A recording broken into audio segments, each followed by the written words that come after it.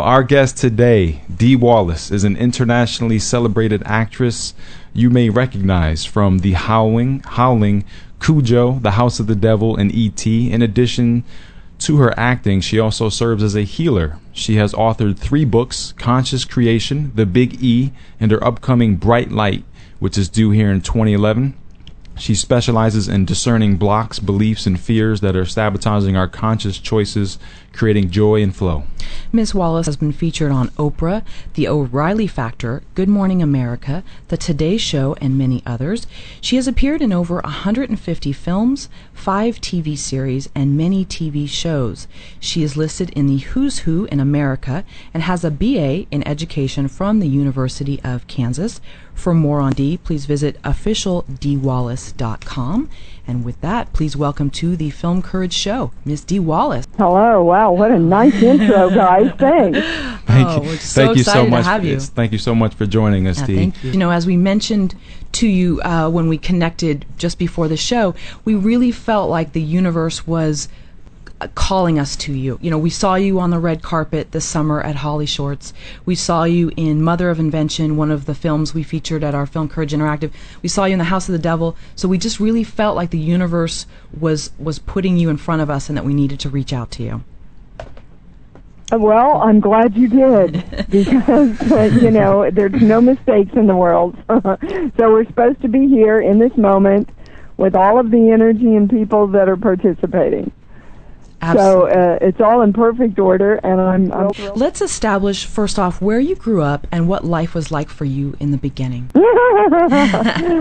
Okay. Well, in a nutshell, I grew up in Kansas City, Kansas. I was there literally until I left at the ripe age of, I think it was around 27.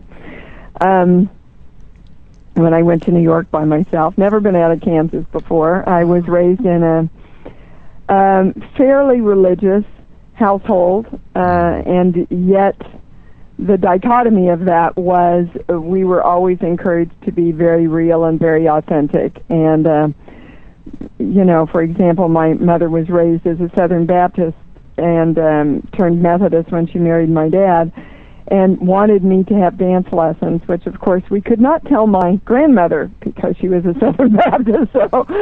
So that's kind of the dichotomy of, wow, go do all this creative stuff. Shh, don't tell Grandma. Okay. And we were pretty poor. Most of my life we lived with my grandmother Bowers, my paternal grandmother, and we rented the downstairs. Well, she rented the house and we lived in the downstairs. My father was an alcoholic, couldn't hold down a job. Such an amazing creative, just a beautiful creative man, and pretty much his creativeness did him in, which I'm sure a lot of people can kind of associate that with that illusion that creative people have to suffer, which I'm inviting everybody to let go of today, because it ain't true unless you believe it's true. And ultimately, he committed suicide behind a bar when I was a senior in high school. So, you know, that being said, he would dance with me every Saturday night when we watched the hit parade, and I was nostalgically watching the Miss America pageant last night for a while, because my mother and father and I would watch it every year, and my dad would look at me and go, "That nose, you can do that. You can do that. You can be Miss America." So, you know, there was this yin and yang constantly in my life of, you can watch out, maybe you can't. You can watch out, maybe you better stay in Kansas. You know. Sure. And I think most of us are challenged by that duality of messages that we get from our families and our churches and our society. You know, until you realize that you are listening to dualities, it can really screw your focus up and pull you out of the focus of creatively completing your life. So in a nutshell, in a nutshell, that was it. My grandmother pretty much raised me. My mom had to work all the time. My mother was an amazing actress, but she was, an actress in community plays and created all of the plays at church. I started out as baby Jesus and ended up as Mary Magdalene. So spirituality and acting and creativity have always been greatly enmeshed for me together. And let's go back to what you said about this illusion that most creative people face. What is that illusion? Oh, creatives have to struggle. I mean, Van Gogh and all the stories we've heard and romanticized about, and I teach one master acting class in LA, and I used to have one of the largest studios, and I would have people come and I do a lot of this healing work about getting to what your blocks are and everything in my acting studio. And over and over and over, some machination of the belief would come about that, yeah, but I can't make it for 5 years. I can't make it for 10 years. I have to wait tables first.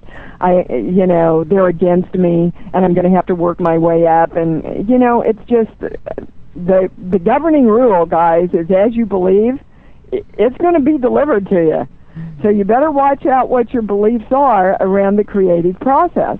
Whether you're a writer or a director or an actor, focus on what you want. And what you want is a free, joyous, creative life that comes easily and effortlessly, right? And pays you a lot of money. Come on, we like money. Sounds nice. So many creative people put up this wall about they can't be truly creative and spiritual and make money at the same time. Like, money has some kind of consciousness of its own. Money only carries with it the consciousness that you are. I'm doing a 2-hour live seminar at Spirit Works on the 26th of January, all about money and consciousness and how it screws up our creativity. So let's go back to the plays. You left Kansas and you went to New York City. How did your acting career progress? Like a lightning bolt. Okay. Well, truthfully, I was just so naive, you see, that I didn't have any of the expectations that it was supposed to be hard. So I got in the first time I auditioned for Uta Hagen. And I had written a letter to Hal Prince from, I was a school teacher for a year, and in the library we got the New York Times, and there was this article that Hal Prince was looking for an unknown to star in a little night music. So I wrote him a letter. And 3 weeks later, I got a call, and his secretary said, well, Mr. Prince would like to fly you in to audition. Now, this is how naive I was, and I'm not a real blonde, so it's not about that. It's just about my good old Kansas naivete, which has served me very well, I must say, in my life.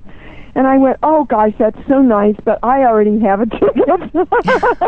I could have gone first class. So the day I landed in New York City, I took every belonging that I had brought with me, put it in a taxi cab, and said, here, could you take it to this address? I have an audition. And it got there. All my stuff got to my apartment. As soon as I landed in New York City, schlepped off to Rockefeller Center, auditioned for Hal Prince. It's a fabulous story, guys. I got down to the last 5 girls in the acting and the dancing. And then they said, okay, well, we'd like to hear you sing. And I went, oh, well, nobody told me I had to sing. And they said, well, dear, it is a musical. So my first day in New York, I sang Happy Birthday for Hal Prince. The pianist said, what key, honey? And I said, I don't know, somewhere in the middle. It just cracks me up. But, I was off. I'd met a lot of professionals. I found a top singing teacher that day. couple of people said, "Oh, come talk to my agent. We'll help you out." You know, 4 months later, I had something like $9 left to my name, and I had met a guy at an audition, and he took me to a Halloween party. And at the Halloween party were his agents. Well, I didn't know who they were. You know, I'm just Dee Wallace, Deanna Bowers from Kansas, and I just like to talk to everybody and have fun. So at the end of the night, they said, "Oh my God, we so love you. Come to the office. We want to talk to you about working with you." And I went, "Oh, good. What do you do?" Well, they were the Marge Fields agency, which was one of the largest commercial agencies and theatrical in town at the time. So they booked me, and I literally, almost to the day, 4 months, landed my first national commercial for United Airlines. I had around $9 left. My older brother was going to loan me some. And that commercial, over that year, I ended up making $30,000. Wow. Well, now, let me tell you, Deanna Bowers from Kansas thought she died and gone to heaven, dude. But that's what I mean. I was brought up as a dancer, so I went to audition for all the industrial shows and booked a lot of them. The Milliken show, which was the largest industrial. That's how I got my equity card. And it was just boom, boom, boom. 2 years later, I went to Los Angeles, you know, and there was a big joke at the time. The actor from New York and the actor from L.A. met in Mid-America and said, go back, there's no work." But I got out here and ran into a friend again, and he said, "Look, you do a lot of commercials, and I got a theatrical agent. So I'll set you up an appointment. You set me up." So we did, and we got signed. I mean, it was just literally a little over 4 years from when I left Kansas, I ended up doing E.T. You know, and from there, Dee, you know, you go on to the Streets of San Francisco, the Stepford Wives, the Howling, E.T., Cujo. I mean, it goes on and on and on. At what point in your career did things really begin to skyrocket, and you had this moment where you said, wow, this is really happening? You know, my answer would have to be it was just a continual expansion. I think probably the biggest of those moments was when I landed this part on Lou Grant called The Hooker. It was a huge guest star role, and the night that it aired, I got a call the next morning from Lynn Stallmaster's office, who was the biggest casting director at the time, and they had been looking for this part for Blake Edwards' film 10 and couldn't find it. And they wanted me, this was the last day of casting, and they wanted me to come over.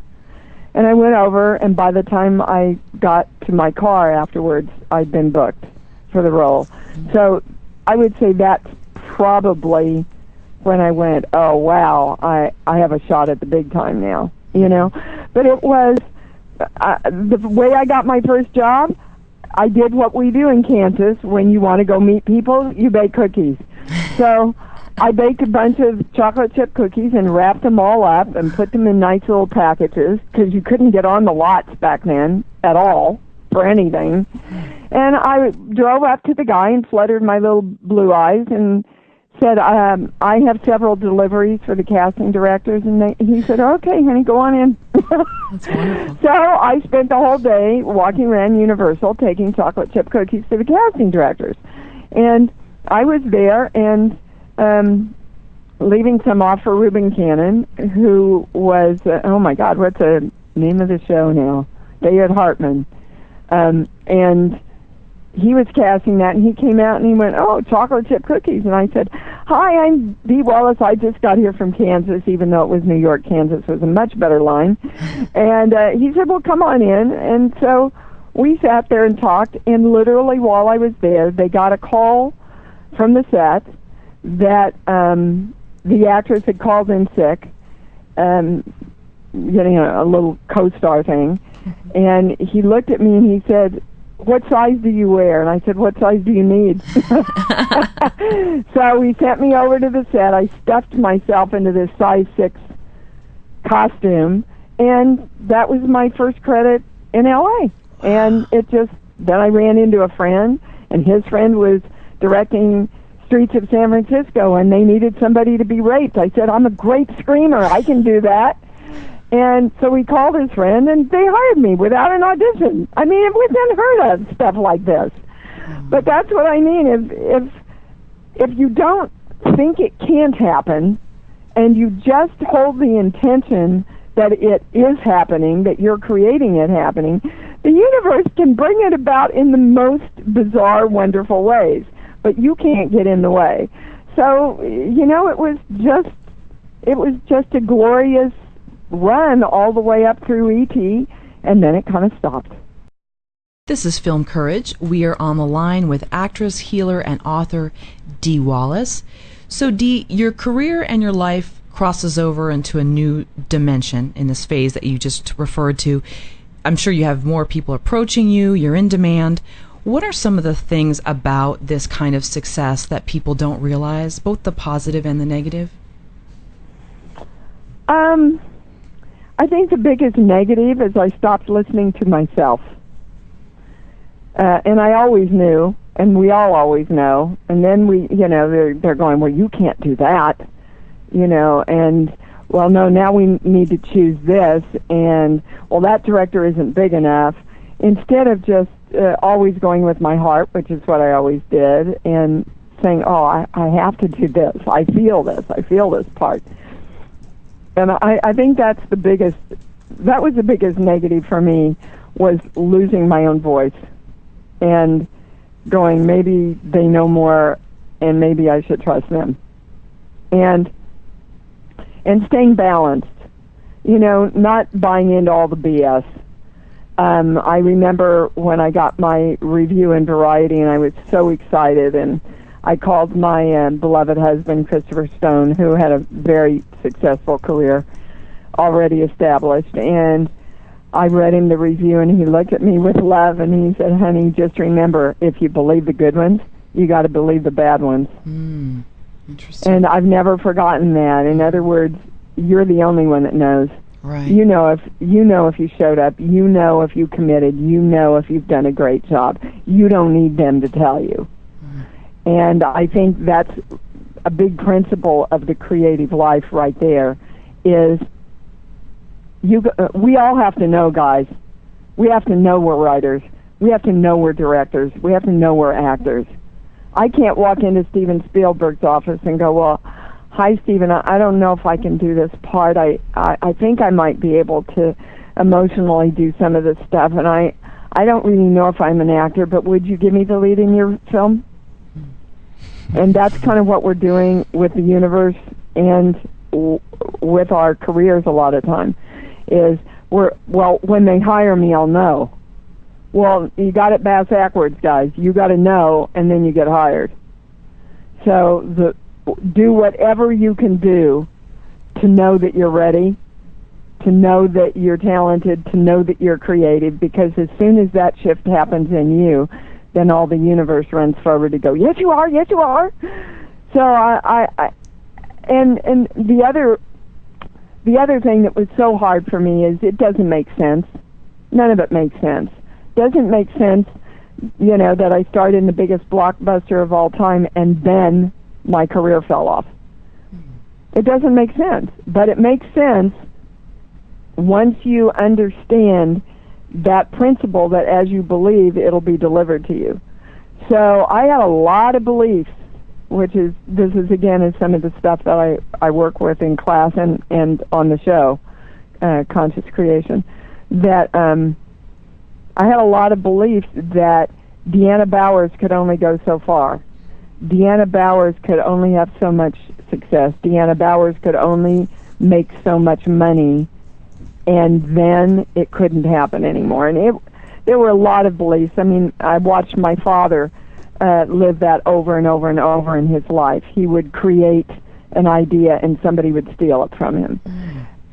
He would start a business, and something would sabotage it. So the message to me was, I get right up there to the creation of me in all its glory, and then somebody or something takes it away.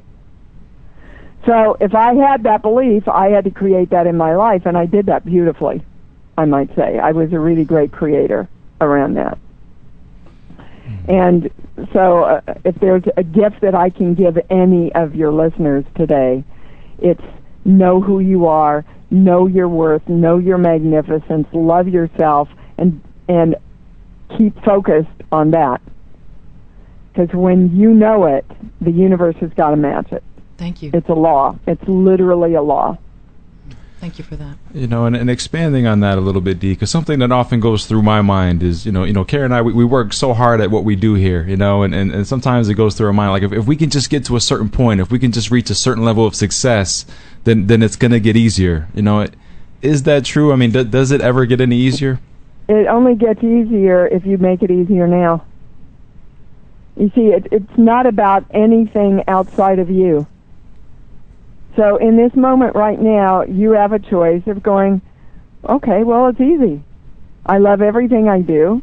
I have time to do everything I do, and I'm going to choose that in my happiness and my joy of doing what I get to do, it's easy. And then your energy shifts, and then do you understand you're the center of your universe? When you shift the universe that's within you, the universe outside of you must shift to mirror and magnetize that. So, no matter what's going on, guys, we have the choice to be happy. Now, that may sound like a Pollyanna comment, but if you truly want to know how to change your life and get what you want, be what you want first. Because it can't happen until you are the being and the feeling and the expression of it. Katy Perry has an amazing video out right now called Firework. You should go to YouTube and watch it. Because it's all about, it comes from within you. And once you find it within yourself, it explodes out into the world, into this firework of celebration that the universe recognizes. And that segues perfectly into a wonderful quote that you have on your IMDb page. And you say, "I'm the girl next door who learned how to make life work the hard way. I lived it. Victim to victory. When you find the joy, you have to share it." Can you tell us how you came about proclaiming this in your life? Many people, they stay in victimhood. It's easy to, and they don't move forward. Yeah, we think it's easy because that's what we've always known. But man, when you get on the other side, you went, dude, I was there all that time. Holy hell, I thought it was easy, and it was hell. It was hell. I was in hell all the time, and I didn't know it. So, yeah, I had been hurt a lot in the business, intentionally by some people. I had lost my beloved Christopher after 18 years of marriage, and I was pissed off. I was pissed. I'd been pissed for about 20 years, I think. And one night I fell. I put my beautiful daughter to bed and was overwhelmed with anger and fear. And, anger is a secondary emotion of, underneath it's either grief or fear, which I had a lot of both of. And I just fell to my knees and railing at God, wherever or whoever it was. And I said, I don't want to be this way anymore. I don't want to be a victim. I don't want to be angry. I don't want to be afraid. I want my light back, and I want a way we can heal ourselves. Well, let me tell you, in that moment, I certainly got the experience of ask and you receive. Because it's like this huge zipper opened up, and all this information started pouring in. And that was now, 12, 14 years ago is when all this started. And at the time, I had one of the largest studios. I had ongoing 70 to 80 students at any one time. And it's like the universe gave me my own little test group. And I started bringing some of this work into class, and I had all of these amazingly dedicated, beautiful students. We learned a lot about acting, but man, we learned a lot about the creation of ourselves. And the work just expanded and expanded and expanded. I dedicated my first book, Conscious Creation, to all the beautiful students I had that helped me create that. And it's just ongoing. And I had a person on one of my shows ask me, when do I know I'm there, Dee? And the answer that was channeled was, you'll know you're there when you know it's a process of ongoing into forever. Just greater understanding, deeper understanding, more expansion, more remembering of everything we know. It doesn't end. It just goes on. And we are speaking with actress, healer, and author Dee Wallace. On your acting studio site, deewallace.com, is it? You have various lessons you offer actors, from breaking down a scene, comedy, acting exercises one can do. And the first lesson it looks like you offer is on energy. And you, yes. Yeah, and it appears that you're very passionate about it, and it reads, acting is energy. This lesson teaches you how to raise your energy so your instinct and intuition take over. It teaches you how to throw and receive energy and the basic key to all acting. Can you tell us more about that energy exchange? Yeah, thank you. Those are my online classes, which are really quite affordable. And the first one is free, guys. This first one that she's talking about is free. So, well, everything's energy. Your energy, I'm energy. There isn't anything but energy. So what the camera loves is watching that exchange of energy between two people. You know, when they say, oh, the two stars had such a connection, you know. That's what they're talking about, is they're sending out energy to each other, which their partner is receiving, allowing it to affect them, and then sending back the energy of that response. A lot of actors and a lot of creative people stand back and watch themselves instead of sending out the energy. And for actors, that's death. If you're not sending out your energy to connect with someone, the camera doesn't come as alive.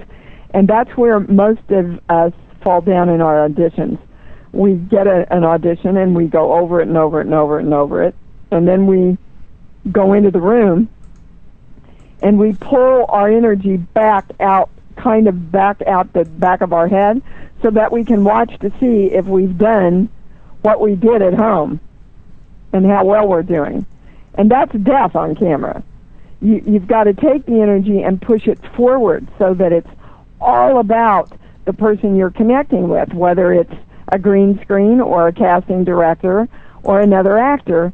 Your energy has to be propelling forward. And you can't do that if you're in your head watching to see if you're doing okay. So and the principle of my technique is getting your energy very, very, very, very high. Mm. And when you do that, you surpass your mental faculties and you allow the energy to be channeled through you, so that you're always in this heightened awareness of the moment. And, you know, amazing information comes into you, amazing hits, amazing emotional life. I say to everybody, if you're going into audition and you got to hit an emotional level, don't think about it. Don't try to get there. Get your energy up, and breathe. The best thing you can do to open up your creative channel before you write, before you direct, before you act, before anything, is deep breathing. And we literally practice on that first lesson.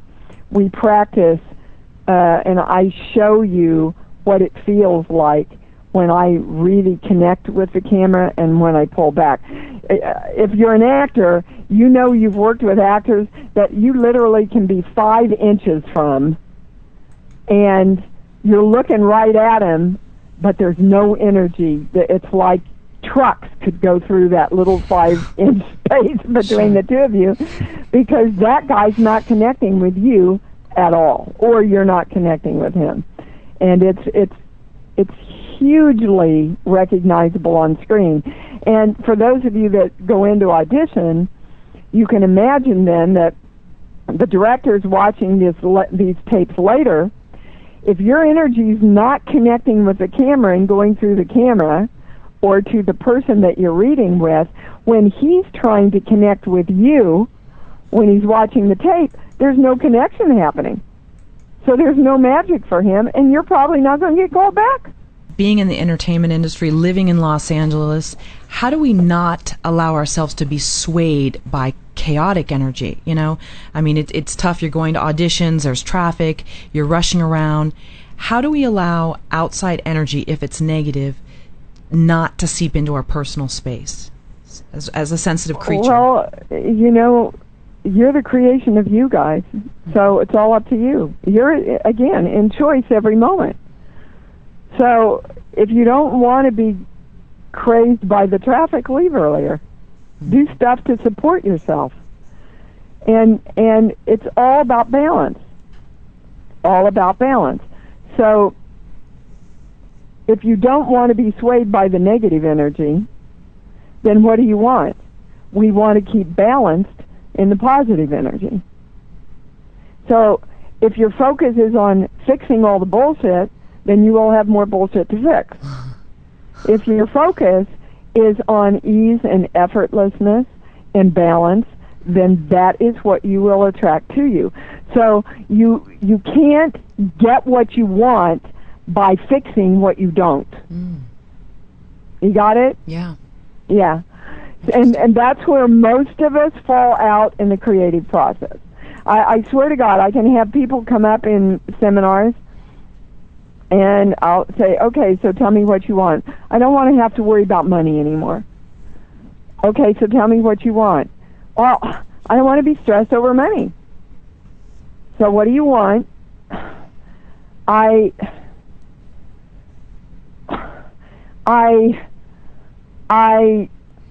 they can't tell me, because the only way they can express what they want is to tell me what they don't want. I want money. That's what I want. First of all, most of us are taught, don't you dare say that, it's okay to say we want abundance. Well, you know, it's just more BS. We all want money. We like money.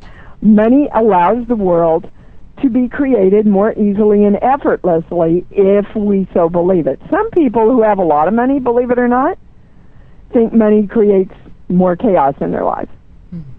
So again, it's not about the money.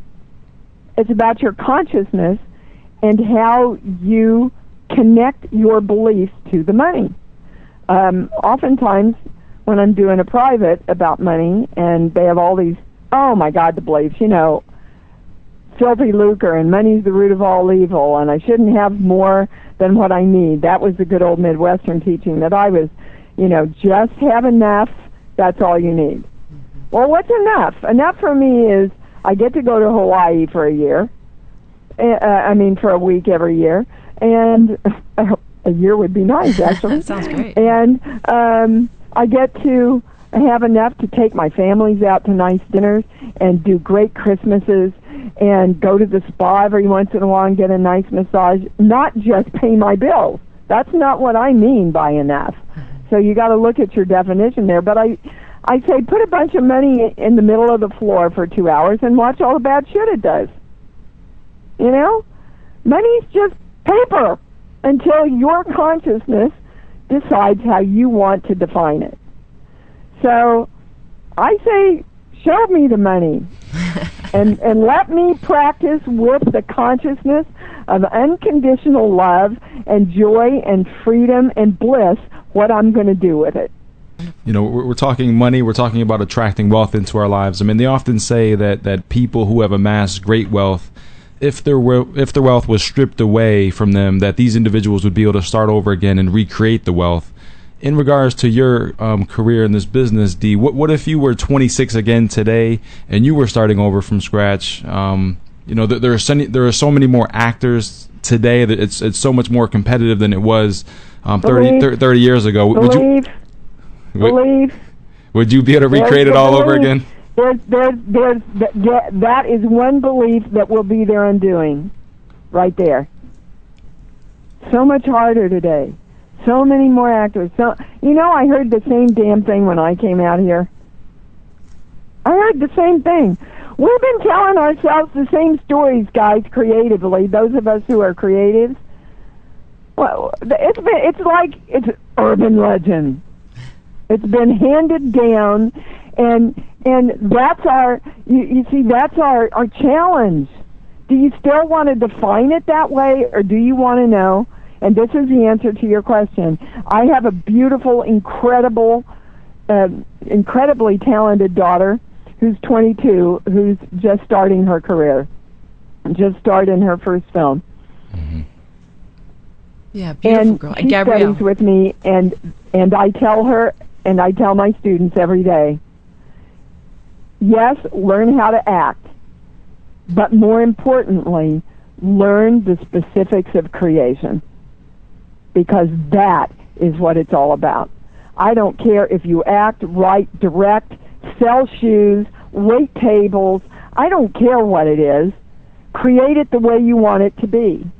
And if you don't know the principles of creation, it will apply to anything you do, because you've got to create yourself first. And then the stuff you do gets created. So, most of us know what we don't want. So if you know what you don't want, you know what you want.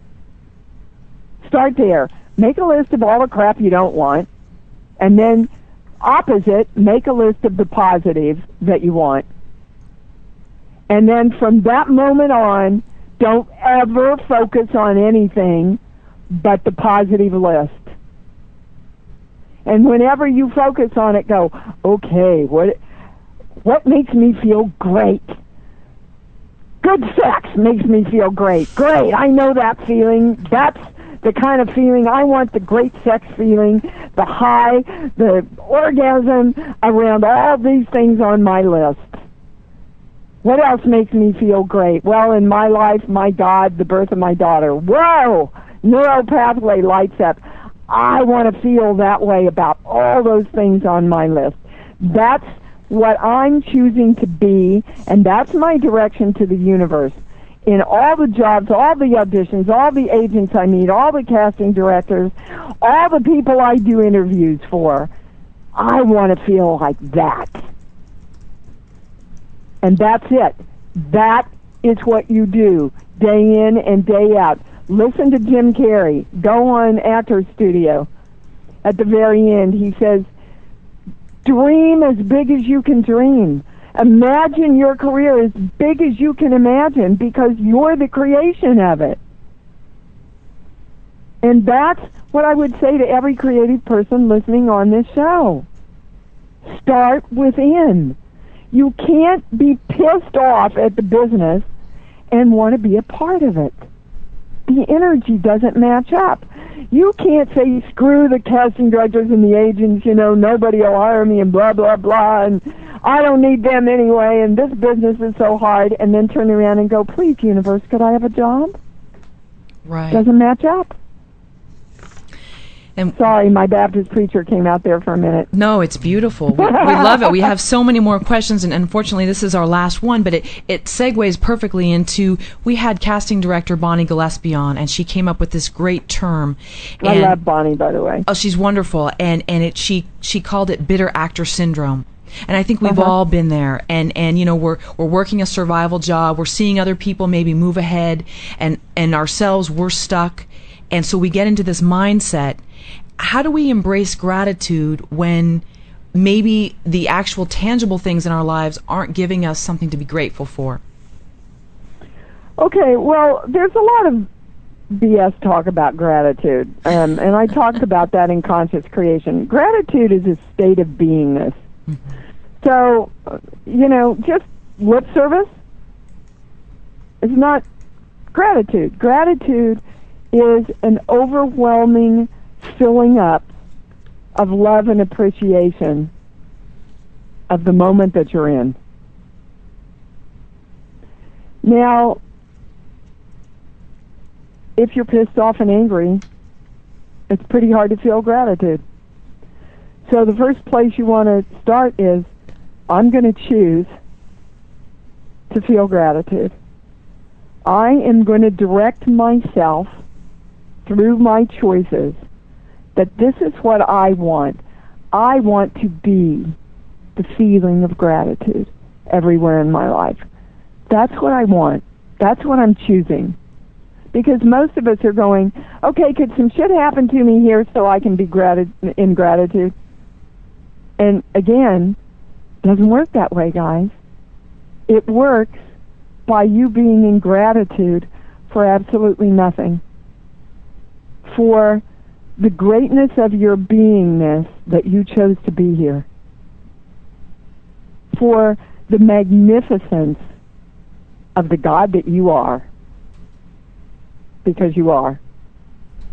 And when you really start loving yourself and loving yourself and loving yourself and loving yourself, then you cannot not experience gratitude. Because the more you love yourself, the more you will love the world and everything in it. Go to the universe of you. It's all about you. I'm giving you permission to make it all about you and how magnificent you are. And start by looking in the mirror and going, you're awesome, dude. I love you. You're awesome. Let's create. And that would be my answer. And the more you live in true love and appreciation for the beingness that you are, the more gratitude you will have, and the more experiences of gratitude that you have. And it doesn't take a very big thing, really. It doesn't take a very big thing at all when your heart is filled with love. So remember why you wanted to do this creative thing that is driving you. And go do it anywhere you can. Don't wait for them. Create you and go do it. Oh, thank you. Yeah, thank you. That's beautiful. We can see why, after being able to spend 50 minutes with you here, Dee, we can see why we were drawn to your energy. Yeah. And speaking on behalf of our audience, I mean, this has been such a blessing for us. Yeah, thank you. Thank you for taking a portion of your afternoon to share all this with us. I think this one's going to be one we're going to have to go back and listen to this one over and over again. Thank you. Well, and anybody that wants to reach me, my email is consciouscreation101@yahoo.com, and my website is officialdeewallace.com. Right, and we understand, too, you can go to totoenterprises.com for some of your books, tapes, and merchandise. Is that right? Yes, thank you. Okay. Yeah. And also, Toto, like we're not in Kansas anymore, Toto. That's great. And also, you can hear Dee on voiceamerica.com for Dee's radio program, Conscious Creation, and that can be heard Thursdays at 8 a.m. Pacific Standard Time on the Seventh Wave Network, and I believe it's also archived on the site. Yes, it's on iTunes. Wonderful. It's all over the place. So if you want the direct link, you can get it at Official Dee Wallace on the healing side.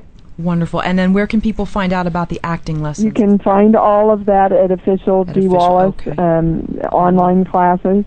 And if anybody's interested in my master class out here, they can email me at consciouscreation101@yahoo.com. Wonderful. Thank you so much for your time today. Thank you. Oh, thank you. So what grateful. a great interview, guys. Thank you so much.